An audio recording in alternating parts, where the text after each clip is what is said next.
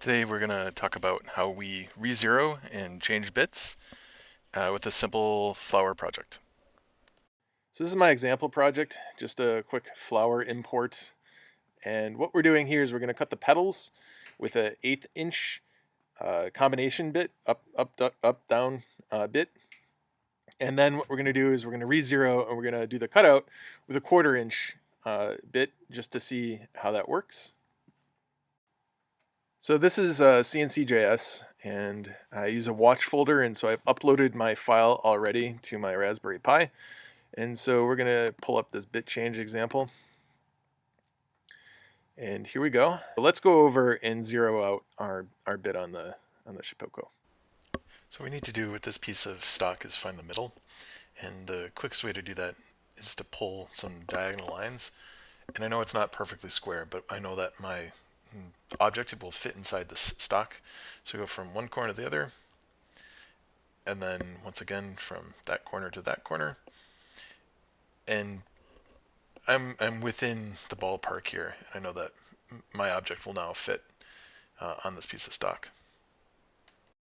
So as I mentioned earlier, I tend to put down a little 1/8 sheet of plywood, whatever I have on hand, some sort of scrap, to protect this boil board. I know it looks like I haven't, but I'm doing my best to protect it. And the grids you see here, I cut those with the Shipoko itself with a V-groove, so I know this is horizontal and vertical, or these are true to the direction of travel of my gantry. So I'll just stick this on top. And what I can do is just lock down the two corners of this, just to make sure that I don't have any more fun with end mill meeting clamp. So here's what we're using today. 1/4 inch collet, 1/4 inch end mill. This is the one that shipped with my Shipoko. It's had a rough life, I have to be honest. And then I have an 1/8 inch up down cut, combo cut, I'm not sure what you guys want to call this, from Amazon, made of some sort of Chinesium. I don't even think it might be high speed steel, to be honest. But here's the real rub, is the vast difference in height of these two tools, where you can't just rely on the depth or some marker. There's just no way to clamp the 1/8 inch one the same way we could with the 1/8 inch collet. So the real trick is we want to re-zero between these two, and there's no great way to just like mark them on the outside and have any confidence that you've got your zero correct.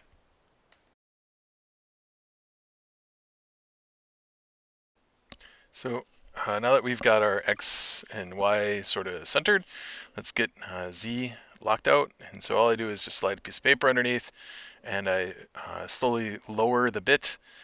So every time I get a little closer, I reduce the rate of travel, from an 1/8 to a 64th, a 32nd to a 64th to a 256 or whatever. Just keep going slower, slower, slower until like the paper is pinned. And then what I can do is click through and zero out my X, Y, and Z, similar to how you would do it if you were using carbide motion. And then I can put this thing anywhere, and it wants to return to work 0, which is what we just established here. What I should have said is it's not that it wants to return to work 0, but you can ask it to go back to X and Y 0. And once you've achieved X and Y 0, you're back at the center of the drawing. At that point, you can raise up the Z, however high you need it to go. Obviously, you want to shut your router off at that point, but you can raise it up as high as you want. Then you can shut the router off and pull out the old collet, the old bit. You can move to another piece of stock, original height stock, that might not be right where it stops. You may want to jog to the X or Y somewhere else once you get your 1/4 inch end mill in, and then you can re-zero at that point. So we don't have to watch this. We can just sort of crank it into high speed here.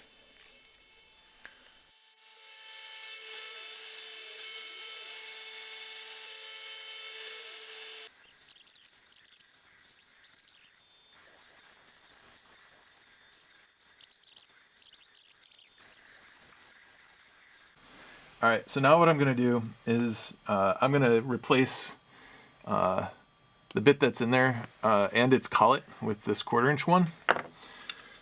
So keep in mind, we got to the point in the program where it just sort of stopped and popped the machine up. So let's remove it.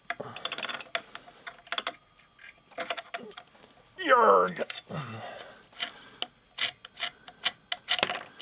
All right, every once in a while this happens too, where the collet gets stuck in there with the bit. Just tap it, tap, tap, and it all comes out.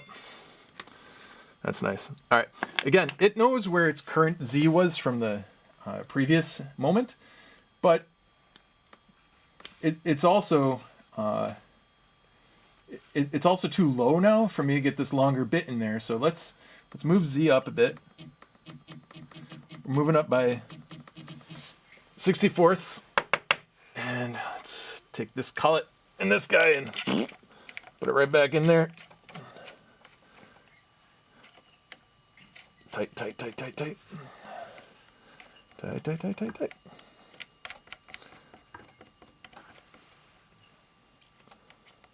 Get that tightened up. All right, cool. Let me get this locked down again. There we go. Good enough now. All right, now, so here's the trick, is I can move this anywhere, and the program knows, based on how I've set it up, where its next step is and where it's going to go to cut. So it really doesn't matter if I move this thing way over here. Perfectly fine. I'm now over fresh uncut stock, and what I'm going to do is start dropping it down. And again, I want to zero this out. I don't want to zero out the X and the Y, I just want to zero out the Z. So once again, let's get to a point where I've got the paper pinned. I'm going to zero out my Z. I'm going to raise it slightly, and I'm ready to go. And so the keen observers will notice that the pedals are gone from the CNCJS screen, yet they're still showing up in the actual cutout on the right hand side. That's because my Raspberry Pi went pear-shaped just after I had re-zeroed my Z. Thankfully everything was saved, and so I could just recenter and hit go. And to add insult to injury, the clamps actually slipped, but we kind of had what we needed, so we're good to go. So here's the resulting part, and you notice at the top there it's a little bit thin because it broke free of its clamps. So I also took it over to the router table and rounded over the edges to make it nice and smooth. So if you found this helpful or you enjoyed it, hit subscribe or hit like. Thanks again, and I'll be back in a bit.